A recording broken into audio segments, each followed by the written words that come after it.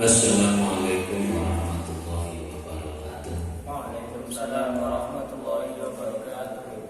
Ila hadratin Nabi Mustafa Muhammadin sallallahu alaihi wasallam wa ala alihi azwajihi wa dzurriyyatihi ahli baitihi ila jami'i ikhwanihi minal anbiya wal mursalin wa syuhada'i wa sholihin wa sahabati wa tabi'in wa lamanil amilin mu'allifin wal musannifin wa alifil kutub allati ta'allamna wa alamnaha jamil awliya illahi ta'ala min masyaikil ardi ila magharibiha bariha wa bahriha khususan sultanul awliya Syekh Qadir Jilani radhiyallahu anhu, sultanul awliya Syekh Hasan Asy'ari radhiyallahu anhu, sultanul awliya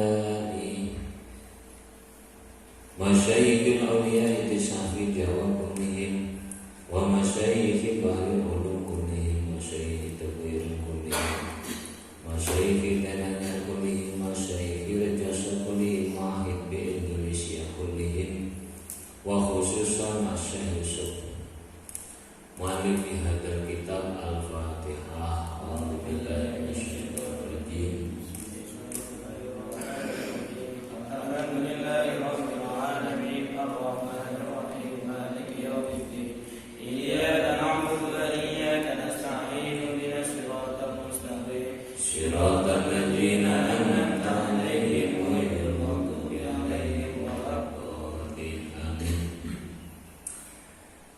Bismillahirrahmanirrahim. Alhamdulillahirabbil alamin. Wassalatu wassalamu ala asyrafil anbiya wal mursalin wa ala alihi wa sahbihi ajma'in. Qala al-mu'allif rahimahullahu ta'ala wa nafa'ana bihi wa bi'ulumihi wa amadana bi asrabihi wa ta'alaina bi barakatihi amin ya rabbal alamin. Bismillahirrahmanirrahim.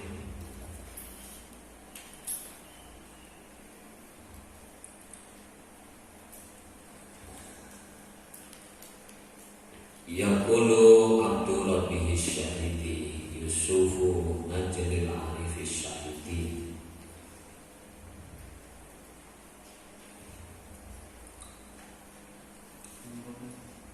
Alhamdulillahillah alal in'ami wa afdhalus sholati wassalami ala nabiyil mustafa al-awabi Muhammadin wal ali wal ashabi.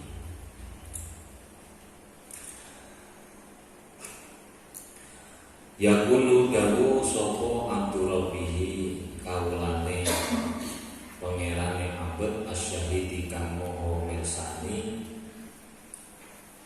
Yusufu rupane Syekh Yusuf Najlil Arifi kang dadi tedak turune wong kang makrifat asyahidi kang nyekseni. Alhamdulillah tawi sekabehane puji iku lillahi tetep kedue Allah. Alal in'ami ing atase oleh paring nikmat wa afdhalus sholati utawi luwih utama-utamane sholawat wassalami lan salam iku ala nabi ngatasé muga-muga tetep ing ngatasé Kanjeng Nabi al-Mustafa kang den pilih al-awabi kang akeh badine maring Allah Muhammadin rupane Kanjeng Nabi Muhammad wal ali lan keluargane Kanjeng Nabi wal ashabi lan pira-pira sahabate Kanjeng Nabi. Qaulu asyahidi ayyil ladzi terkesirkan la yaqibu kang ora samar an ilmihi saking ilmune Allah apa syai'un suci-suci. Bahwa utawi syah syahid iku al-alimu dan kang mirsani bidawahiril asyai kelawan piro-piro lahire suci-suci, wa bawatini halan piro-piro jerune asya.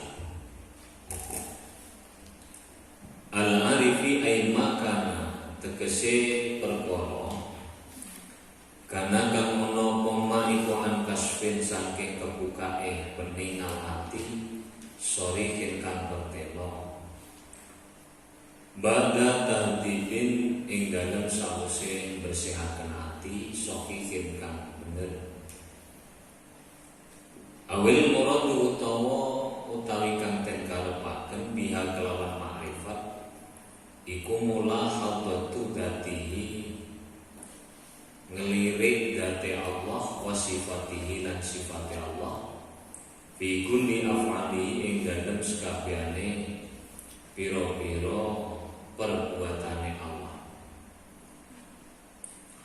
Alhamdulillah utawi sakabehane puji ayu lughatan tegese puji ing dalem arti bahasa iku asana ngelem bil kalami kelawan ucapan alal mahmudi ing atase dan kang den puji bijami li sifatihi kelawan baguse sifate Allah wa urfan fi'lun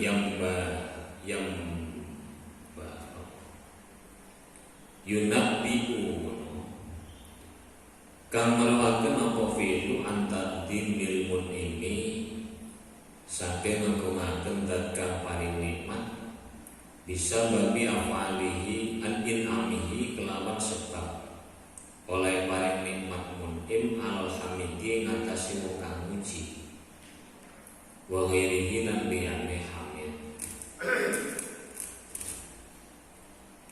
wastilahkan ing dalam arti istilahe ma'an ibdalil hamidi sartane gantine wong kang muji bisyukri kelawan syukur wa utawi syukur lughatan ing dalam arti bahasane iku alhamdu muji wa urfan lan ing dalam arti bahasa huruf iku saful abdi oleh ngengoaken kawula jami amma ing sakabehane perkara ana kang paring nikmat sapa Allah bihi kelawan ma alaihi ing atase abet ila pamaring perkara khalaqa kang dadiaken sapa Allah bi ajlihi krana alai ma ila akhiri qaulihi fahadi qawaidul i'rabi fahadi utawi iki risalah iku qawaidul i'rabi pira-pira kaedah i'rab ariatan halih sepi ansimatil nabi saking tengere itna wallaha lan Allah Rabbi kang dadi pangeran ingsun asalu nyuwun ingsun atau fiqa ing pitulung li maring ingsun waliman lan maring wong kana kang ana sapa man lana kang tetep ketuwe kita iku sotikon kang dadi kanca. Ini khasiahe tidak dibaca, langsung saya terangkan. Wasami bil kalami wal jumlati ma afada wasani amma falama ismiyatun fi'liyatun dorfiyah wadatu wajhaini wazid syatiyah. Yang disebut kalam ini berarti kitab Kifayatul Ashab ini kitab nahwu yang tidak sama dengan umumnya nahwu. Kitab Alfiyah Ibnu Malik, kitab Imriti, kitab Julumiyah, Mawaqihul Janiyah, kitab-kitab yang lain tidak sama. Yang dititik beratkan dalam kitab Kifayatul Ashab ini adalah bagaimana seorang murid pelajar dalam membaca, memahami atau menganalisa kalimat itu tidak dibahas lagi dohiriyahnya, tapi diajak bagaimana memandang satu kalimat melalui sesuatu yang tidak tampak pada kalimat itu, sehingga nanti banyak sekali contoh-contoh bagaimana menganalisis kalimat justru dari sesuatu yang tersimpan atau dikira-kirakan, atau bahkan sesuatu yang dibuang. Misalnya kalau selama ini kita memahami yang disebut dengan jumlah itu hanya ada dua, ismiyah dan fi'liyah. Tapi di sini Syekh Yusuf tidak menyebut jumlah ada dua, jumlah itu ada banyak. Pertama, beliau menjelaskan bahwa kalam itu adalah ucapan yang memberikan pengertian dengan sempurna. Jadi ucapan yang tidak memberikan pengertian yang sempurna tidak disebut dengan kalam. Sedangkan jumlah ialah sesuatu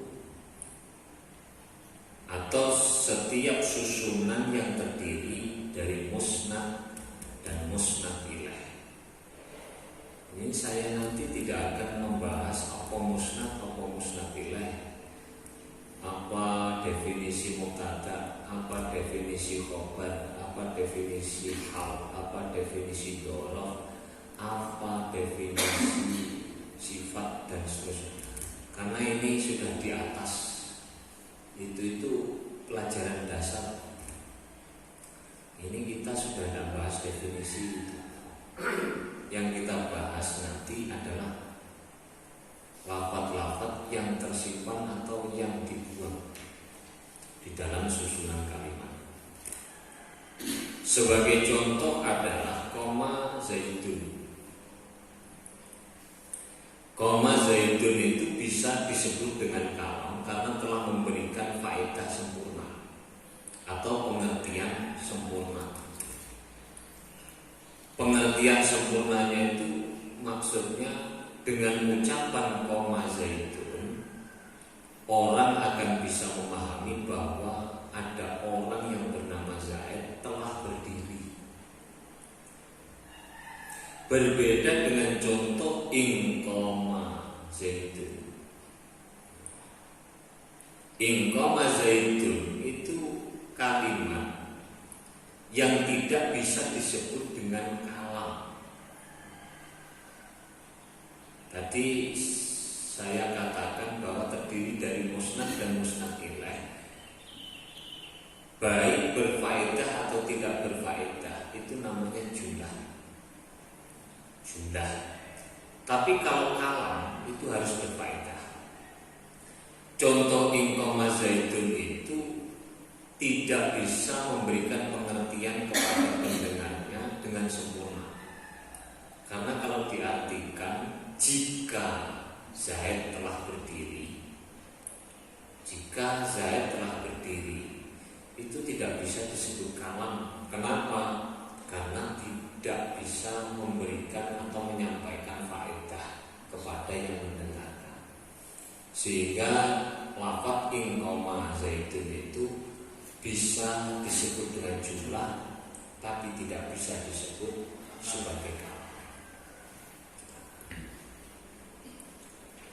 Kemudian berikutnya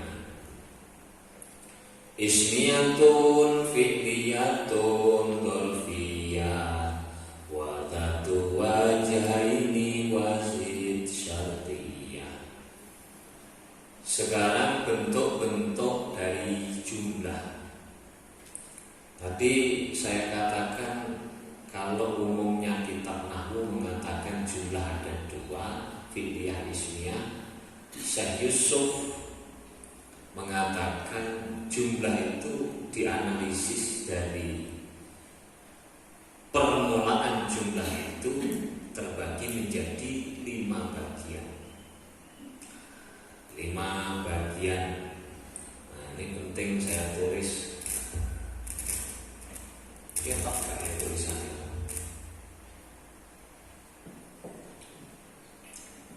Pertama jumlah ismiyah, 2 fi'liyah, dzarfiyah,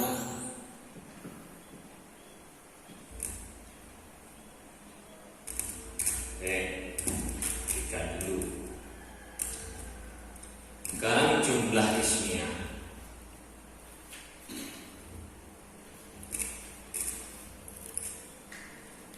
Jumlah ismiyah itu ialah jumlah yang permulaannya atau diawali dengan kalimat isim, baik menjadi musnad atau musnad ilaih, baik secara lafzi ataupun takdiri. Kalau kita belajar jurumiyah itu namanya jumlah ismiyah itu ya Zaidun qaimun, utawi Zaid musnad iku qaimun musnad ilaih sebagai khabar. Ini adalah jumlah ismiyah. Secara lafzi, secara dhahir, kalimat yang diawali dengan kalimat jumlah yang dikawiti dengan jumlah kalimat isim disebut dengan jumlah ismiyah. Dengan jumlah ismiyah. Dan sekarang itu ada tambahannya, baik secara lafzi maupun takdiri. Lafzi itu yang tampak itu, yang tampak. Nah, yang contoh yang dikira-kirakan itu contohnya adalah wa antasumu.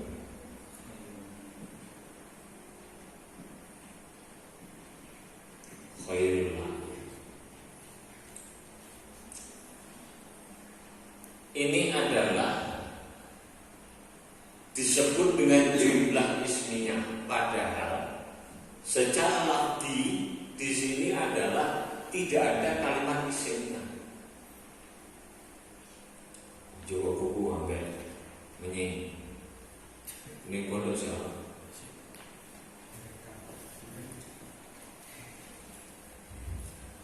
Ini kalau ditanya kalimat apa permulaannya, mesti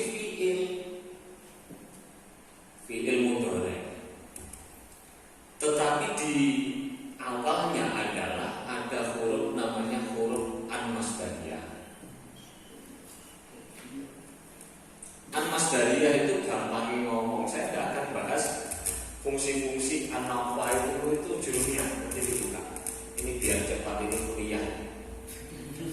Ini kalau di mata kuliah itu Iqra'ul Quran, mata kuliah saya. Iqra'ul Quran. An-masdariyah itu bertugas mentakwil kalimat fi'il. Mentakwil itu apa takwil? Merubah kalimat fi'il menjadi kalimat isim.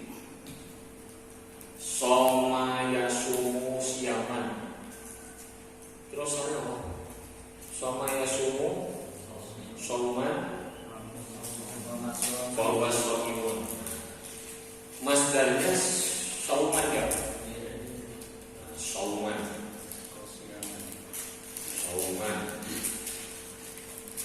Berarti kalau ini disebut dengan jumlah ismiyah, berarti bunyinya bukan wa antasumu lagi, karena ada an-masdariyah yang mentakwil.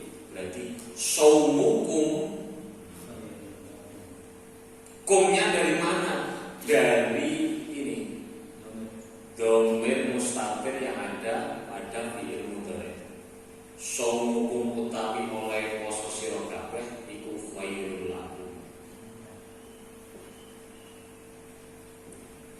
Iku khairul luwih bagus lakum Sehingga susunan inilah yang disebut oleh Syekh Yusuf sebagai jumlah ismi.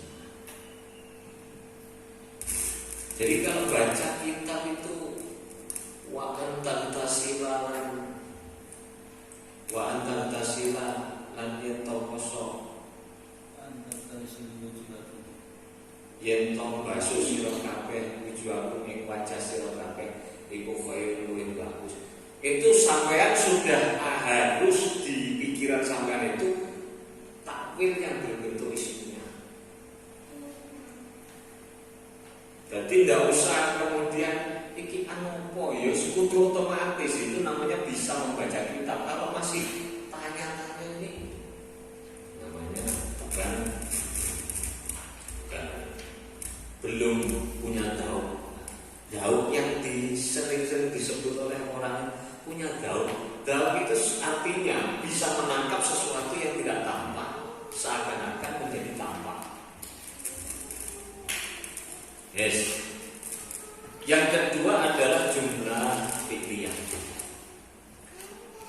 Yang disebut dengan jumlah fi'liyah itu adalah jumlah yang diawali dengan kalimat fi'il baik lafzi maupun takdiri sama. Sebagai contoh dari jumlah fi'liyah itu adalah karena Zaidun qa'iman. Ini jelas karena fi'il madhi yang menjadi permulaan dari jumlah ini. Maka ini disebut dengan jumlah fi'liyah. Sekarang contoh yang takdiri. Yang takdiri itu contohnya adalah ya Abdallah.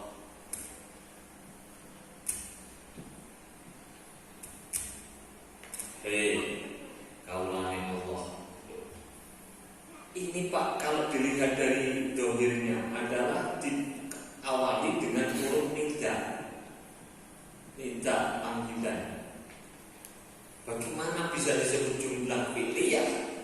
Disinilah Syekh Yusuf itu ingin menjelaskan bahwa sesuatu yang permulaannya secara lafzi bukan fi'li tapi secara takdiri adalah fi'li tetap disebut dengan jumlah fi'liyah. Ini takdirnya apa kalau ditakdir atau ditakdirkan? Yang dikira-kirakan dari huruf ya itu apa? Ud'u, ad'u. Saya memanggil. Nah ya itu yang dikehendaki adalah panggilan. Sehingga takdirnya ad'u nimbali ingsun. Saya memanggil Abdullah ing Abdullah. Yes. Tapi ini gampang dideteksi. Tidak banyak yang bisa ditakwil dari menjadi fi'liyah itu tidak banyak. Itu kalau kamu ingin lengkapnya itu silakan dibuka kitab Al-Mu'jam Mufassal fi Nahwi Al-Arabi karangannya Profesor Dr. Azizah Wawal, cetakan 92, cetakan pertama. Itu jilid yang pertama. Jadi bukan Mu'jam Mufassal yang merah itu bukan. 2 jilid Mu'jam Mufassal fi Nahwi. Itu beliau menjelaskan lafaz-lafaz yang ditakwil menjadi fi'il dari yang awalnya kelihatan huruf menjadi takwilnya adalah fi'il. Silahkan dibuka. Nanti kalau saya jelaskan semua itu bukan kuliah namanya. Yang kemudian yang ketiga adalah jumlah yang disebut dengan jumlah dzarfiyah. Jumlah dzarfiyah itu ialah jumlah yang diawali dengan dzarf atau jar majrur dengan menjadikan lafaz yang terletak setelahnya sebagai fi'il atau sebagai dengan menjadikan lafaz yang terletak setelahnya sebagai fa'il dari dzarf dan dan jar majrur tersebut bukan sebagai fa'il dari fi'il yang dibuang atau menjadikannya susunan mubtada khobar. Ini nanti ada kesamaan, kemiripan dengan jumlah yang keempat, yakni dhatul wajh. Jadi ini pendapatnya kalau dianalisis, saya cari dalam kitab-kitab nahwu baik Hasyiah maupun Syarah, itu tidak banyak yang berpendapat bahwa ada jumlah namanya dzarfiyah, itu tidak banyak, hanya beberapa ulama. Jadi jumlah dzarfiyah itu oleh Syekh Yusuf dikatakan sebagai jumlah dzarfiyah ialah sesuatu atau kalimat yang diawali dengan dzarf atau jar majrur dan menjadikan lafaz yang dibaca rafa setelahnya sebagai fa'il dari dzarf itu sendiri. Contohnya indaka zaitun. Indaka zaitun menjadikan lafaz yang dibaca rafa setelah dzarf atau jar majrur sebagai fa'il. Yang dimaksud setelah jar majrur atau dzarf ini yang dibaca rafa. Jadi tidak menjadikan lafaz ini sebagai fa'il dari fi'il yang dikira-kirakan atau ta'alluqnya huruf jar yang dikira-kirakan. Tidak. Maknanya berarti bagaimana? Indaka zaitun ana ta ing dalem sanding sira sapa zaitun.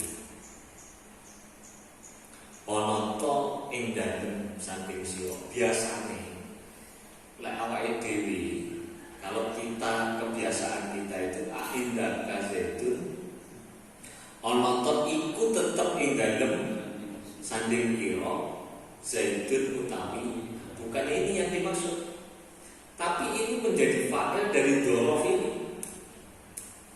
Kalau yang pemaknaannya adalah indaka ana ta iku tetep ing dalem sanding sira zaitun utawi zaid, ini disebut dengan jumlah dhatul wajh.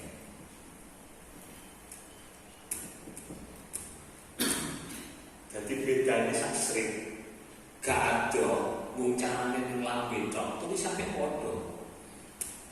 Dene kene yang di sini ini kalau disebut dzarfiyah maka maknanya indaka ana ta ing dalem sanding sira sapa. Ini kalau saya balik berarti yang memiliki fa'il itu bukan hanya fi'il, bahkan dzarf atau jar majrur itu juga memiliki fa'il. Tapi ini sekali lagi saya katakan dalam referensi-referensi yang saya baca, ini pendapat yang sangat langka, pendapat langka sekali. Dalam kitabnya Imam Ibnu Hisham, Jamaluddin Ibnu Hisham, itu nama kitabnya Mughnil Labib, juz yang kedua, itu beliau mengatakan bahwa contoh mengira-ngirakan kalimat isim pada contoh di atas, contoh di atas itu tidak mengira-ngirakan kalimat isim, melainkan kalimat fi'il, yang kemudian kalimat fi'il tersebut dibuang dhamirnya, dipindah kepada dzarf atau jar majrur. Jadi ini lebih bulat lagi. Menurut Imam Zamakhsyari itu juga ahli nahwu. Beliau itu pengikut apa? Imam Zamakhsyari itu pengikut Syiah. Ini ada kalimat yang dikira-kirakan sebenarnya indaka ana tu tetep ing dalem sanding ira istakoro yang kemudian ada domir yang tersimpan di sini. Istakoro itu kan huwa istakoro huwa, begitu kan? Istakoro tetap sapa huwa rajul utawa sapa terserah, pokoknya mufrad mudzakkar dhaif. Kemudian domir ini dipindah kepada kalimat yang terletak setelah dzaraf atau jar majrur itu. Kemudian yang ditarkib menjadi fa'il bukan zaidunnya tetapi domirnya. Nah, boleh kan? Berarti gak usah mbok pikir. Nek mbok gawe ya digawe gak ikat. Sampeyan sing maca kitab sing mak kitab ya ora ngurus kuwi. Pokoke sing mbok lampatno benar ngono wis biasanya ora ditakoni. Sudah ini digarisbawahi ini kenapa? Karena ini pendapat syad. Syad itu langka sekali. Lanjut yang keempat, jumlah dzatul wajhain. Yang disebut dengan jumlah dzatul wajhain itu adalah jumlah yang diawali dengan dzaraf atau jar majrur yang kemudian dapat dibentuk menjadi jumlah fi'liyah atau menjadi jumlah ismiyah dengan mengira-ngirakan kalimat fi'il atau kalimat isim. Jadi dzaraf atau jar majrur yang kemudian ta'alluq bahwa memiliki ta'alluq atau mu'allaq kalimat fi'il atau isim yang kemudian pengira-ngiraan itu seakan-akan dhamir sehingga disebut dengan jumlah fi'liyah atau ismiyah. Dua kemungkinan antara pembentukan jumlah ismiyah atau fi'liyah itulah kemudian disebut dengan dzatul wajhain yang memiliki dua kemungkinan. Contohnya apa nih kita lihat? Aindaka zaitun. Ini contoh dzaraf ya. Contoh jar majrur. Contoh jar majrur apa? Fitani zaitun. Fitani zaitun. Ya ora iso. Ya fit dari zaitun atau fit dari zaitun. Ya. Indaka dzaraf. Ini bisa memiliki dua kemungkinan antara ismiyah atau fi'liyah. Bagaimana mungkin bisa dua kemungkinan begini? Ini nanti dibahas dalam bab 2. Setiap dzaraf atau jar majrur itu harus memiliki ta'alluq, hubungan dengan kalimat sebelumnya yang menjadi sadar. Karena dia tidak bisa berdiri sendiri.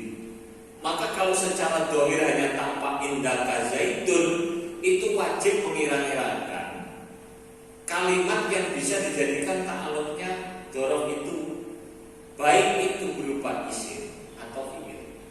Kalau isim disebut dengan ismiyah, kalau fi'il disebut dengan, berarti piye Pak kira-kira nih Pak? Indaka istaqara. Istaqara itu berarti fi'il. Istaqara yastaqiru fa huwa mustaqirun. Mustaqirun wong kang tetep indaka ing dalem sanding ira zaitun utawi zaitun. Sehingga ini seakan-akan ada di sini. Isim oleh karena didahului isim kembali ke ismiyah tadi. Kalau fi'il istaqara, nah ini fi'il seakan-akan ada di sini. Maka karena dikawini dengan jumlah fi'liyah disebut dengan jumlah fi'liyah. Nah kok kakek tok Pak ya itu jenenge dikira-kira. Terakhir jumlah syartiyah. Jumlah syartiyah itu adalah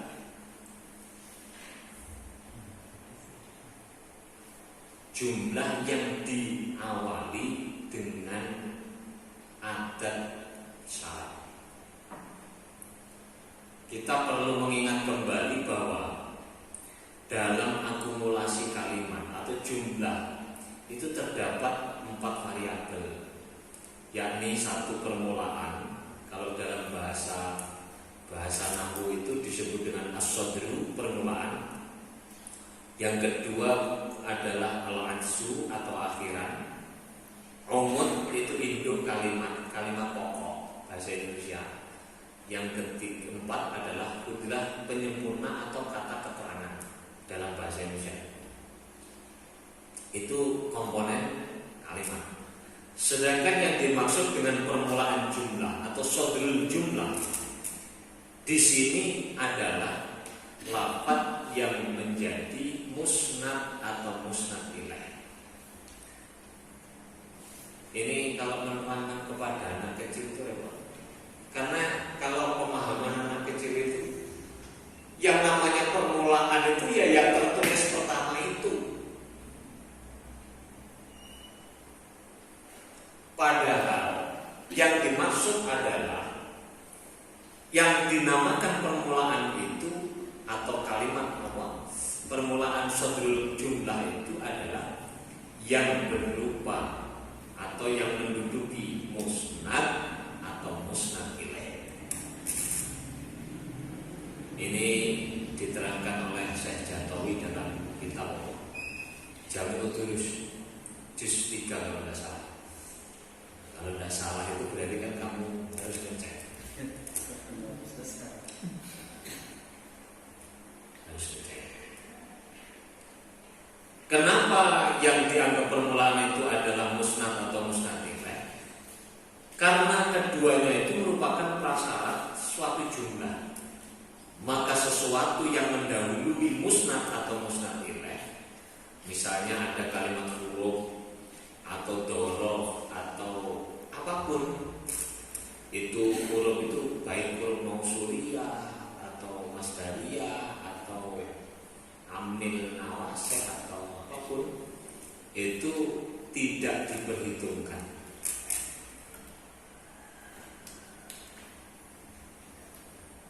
Contoh,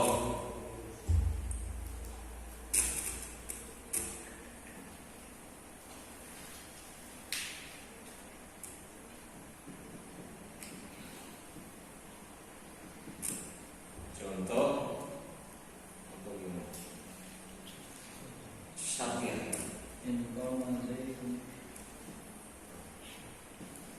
Contohnya ingkoma.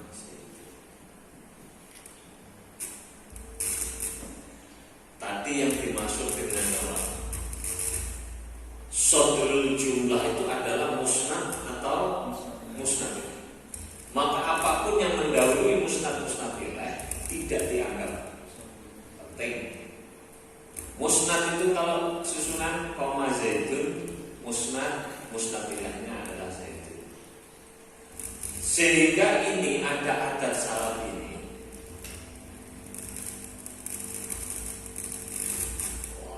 Huruf syartiyah ini tidak dianggap permulaan jumlah. Tidak dianggap permulaan jumlah. Yang menjadi permulaan adalah koma sebagai musnad.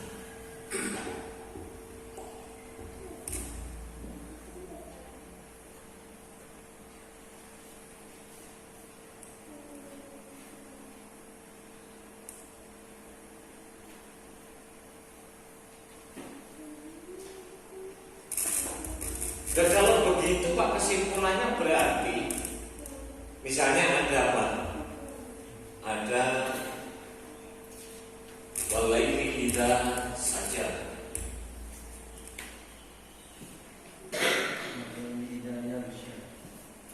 Misalnya ada walaili idza saja. Ini adalah jumlah ismiyah atau fi'liyah. Ini akan ada huruf qasam. Ini adalah jumlah ismiyah.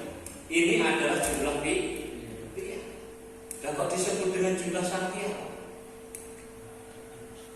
Ini sekali lagi sama dengan jumlah dzarfiyah. Saya garis bawahi.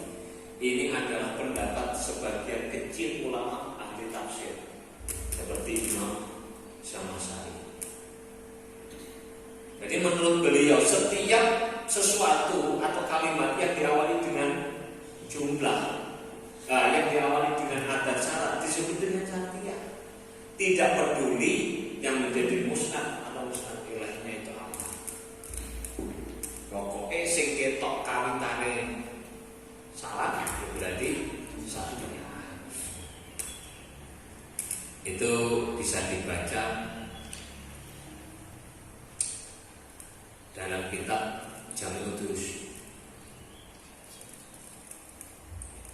Jadi kesimpulannya 5 jumlah ini kalau saya condong, saya yang menganalisis itu condong tetap kalimat itu hanya secara masyhur ulama nahwu baik Kufah maupun Basrah hanya ada 2 jumlah ismiyah dan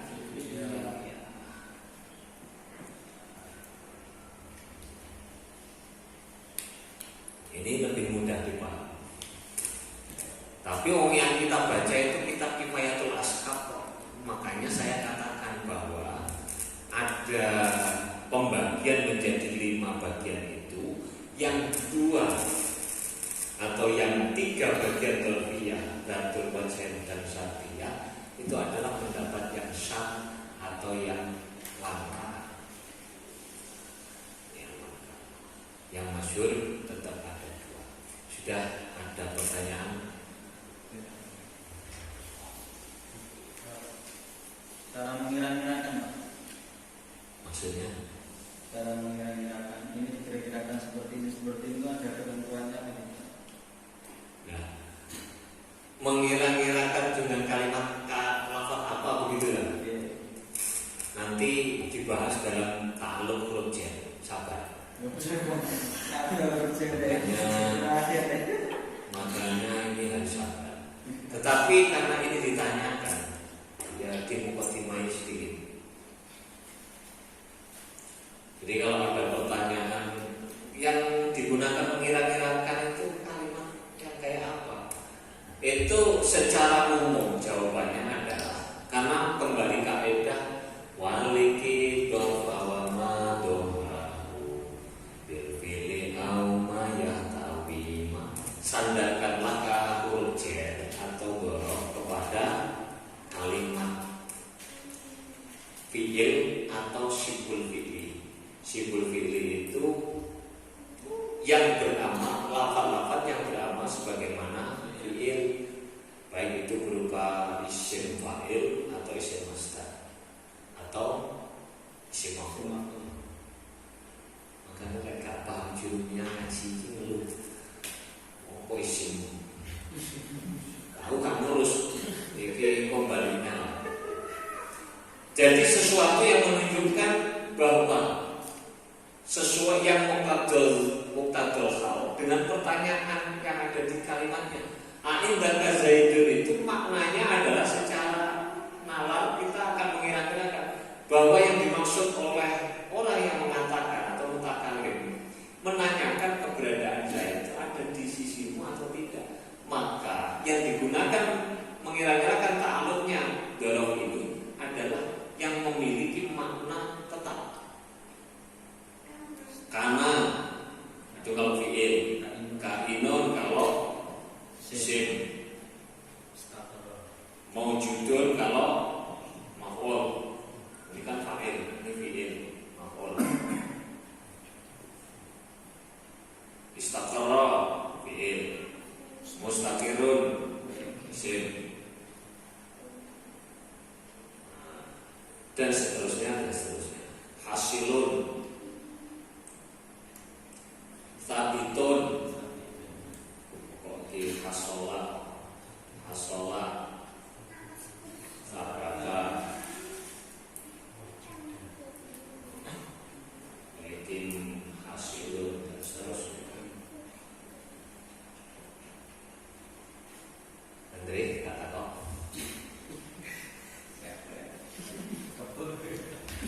Bukan.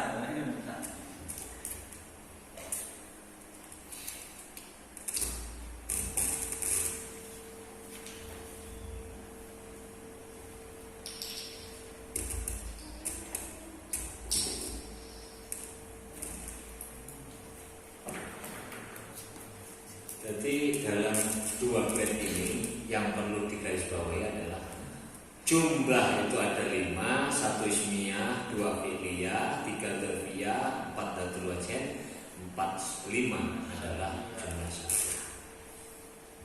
Jadi jangan dibahas dalamnya dulu. Selanjutnya ini kalau bentuknya ada 5. Sekarang fa in takun fi dimni ukhra surah wa in takun fi dimniha faqura. Fa in takun lamun ana sira iku fi dimni ukhra, tetep ing dalem kandungane jumlah kang liya. Ayat tegese utawi jumlah iku sughra disebut jumlah sughra. Wa in takun lamun ana si ana apa jumlah ngene mau kliru. Wa in takun lamun ana apa jumlah iku fitin min ukhra, tetep ing dalem kandungane jumlah kang liya. Ayat tegese utawi jumlah iku sughra aran jumlah sughra. Wa in takun